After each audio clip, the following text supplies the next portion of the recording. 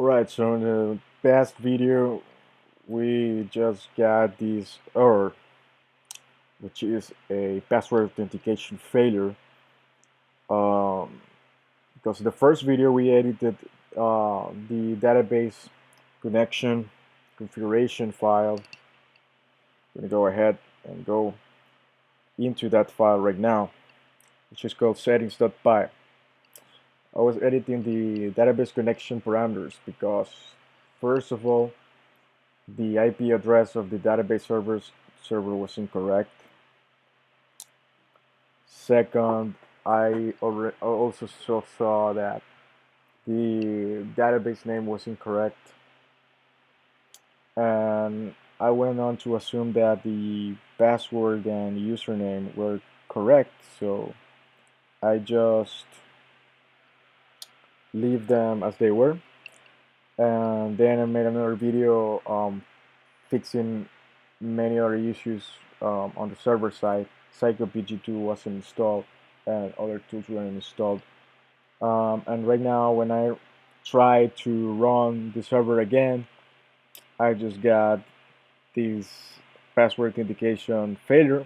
So what I'm gonna do is I'm gonna go ahead and create a new user in the database, right?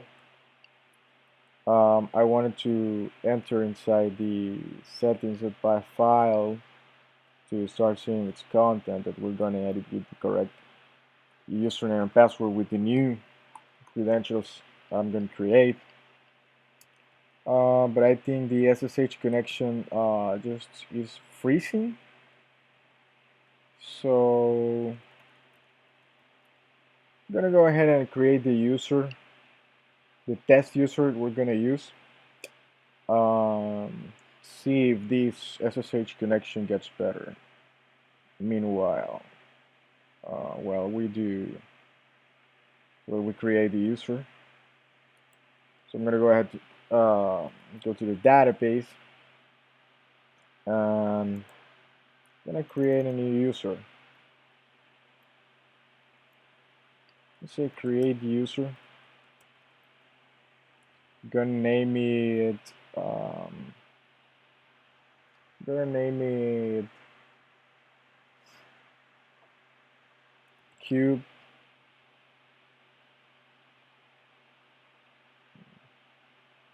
Cubes user.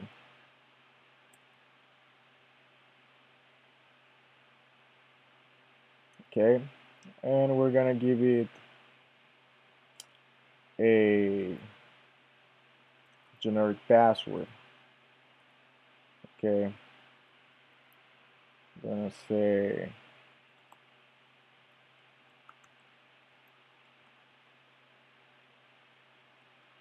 okay, that will be the password. This will be the password. Okay, so these first I'm gonna run query to create the user. It's executing the query.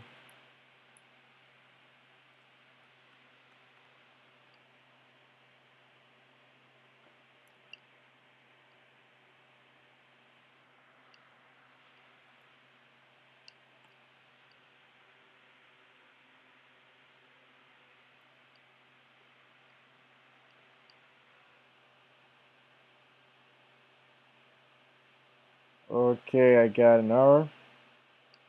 Oh, sorry. I was rushing through it and I just forgot the password keyword. Yeah, it is create user, keep user with password, and type the password. Okay, sorry about that. And now it's the user is created, so now I'm gonna copy this password.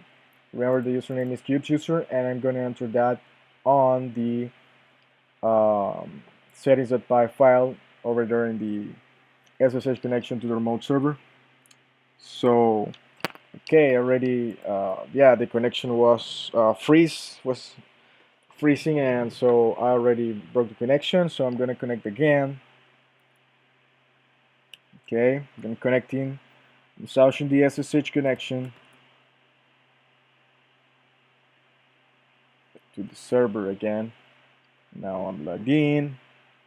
Okay, I'm gonna go again to the David's directory. I'm gonna go to the Cubes viewer server directory, and I'm gonna go to the app directory and to the settings file. Okay,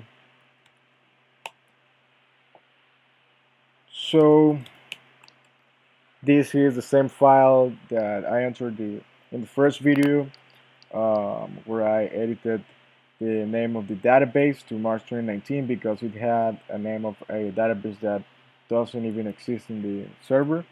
And of course, the host address was the um, IP address of the server I'm connecting through SSH right now, which is incorrect because the database server is another one which corresponds to this IP address that is corrected already.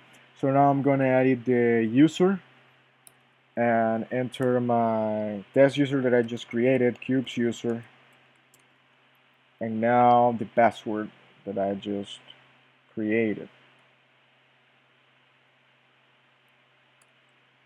Okay, that the cube 2019.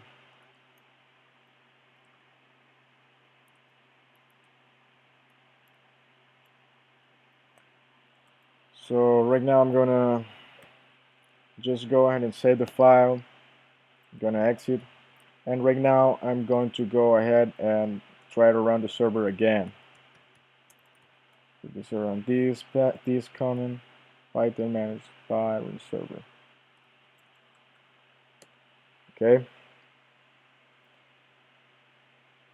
All right. So it's running good, but the port is already taken. That means what I already suspected. Of course, David just got another process running with the server, and so I cannot uh, restart it as I want to.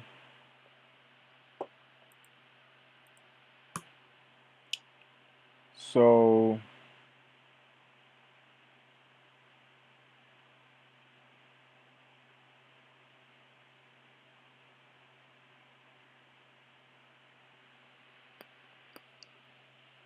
I'm gonna do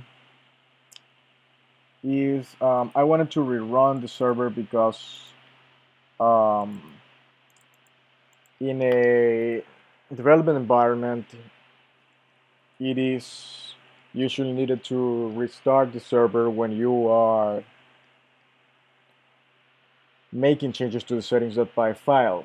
As this is in production, I will just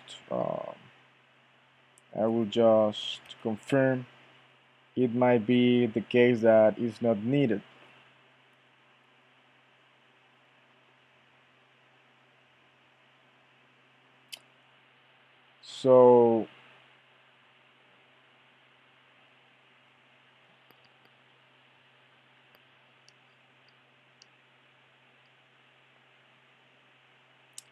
So when I see the server on a web browser right now after making the correct connection that I just showed in this video, assuming that there is no need to restart the server, it's giving me another error which I already identified, and it's regarding the database, the Django database, and it doesn't have the Django sessions and many Django default structures that must be in the database for working with Django. So what hasn't been done in this process, which is another basic step that must be done and should have been done, is to do a process that is with the database or synchronize with the database. And this is done by running the sync database command in the manage.py file. I'm gonna go ahead and do that, but I'm gonna stop this video right now because the scope of this video was the to get a right connection with the correct database connection configuration and correct user credentials. So I'm gonna stop this video and start another video with where I left out in this one.